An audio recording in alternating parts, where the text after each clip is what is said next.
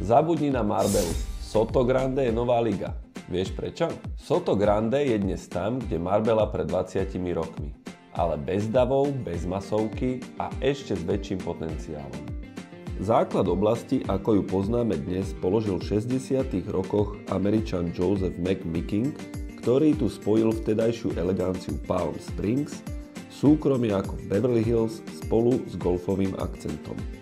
Vtedy tu postupne vyrástla jedna z najexkluzívnejších komunít v Španielsku. Miesto, ktoré si stále drží svoj status dobre stráženého tajomstva.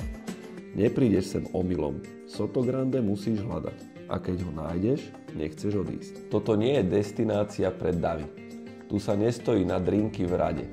Soto Grande je miesto, kde golf, jachty a konské sedlo nie sú atrakcie, ale je to súčasť každodenného života. Komunity sú uzavreté, bezpečné a navrhnuté pre pokoj. Ráno sa zobudíš do ticha, na golfovom ihrisku stretneš len zo pár známych tvári. Svetové značky si vyberajú destinácie, ktoré majú budúcnosť. Aj preto tu dnes nájdeš butikový hotel So od Accoru alebo ikonický Fairmont, ktoré majú svoje hotely v prestížnych lokalitách ako Monte Carlo, Bangkok, Dubaj, Vancouver či Abu Dhabi. Vstup týchto značiek znamená jediné.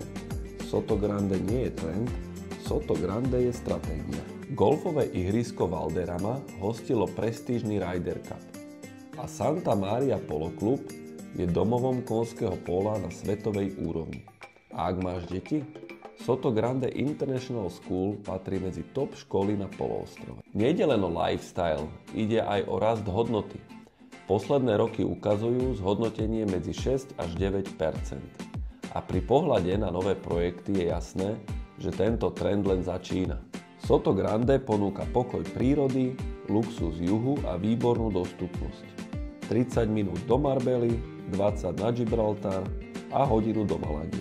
Soto Grande nie je len alternatíva k Marbelle, je to budúcnosť Costa del Sol. Ak máš chuť zistiť, aké príležitosti ťa tu čakajú, sleduj moje ďalšie videá alebo mi pokojne napíš správu.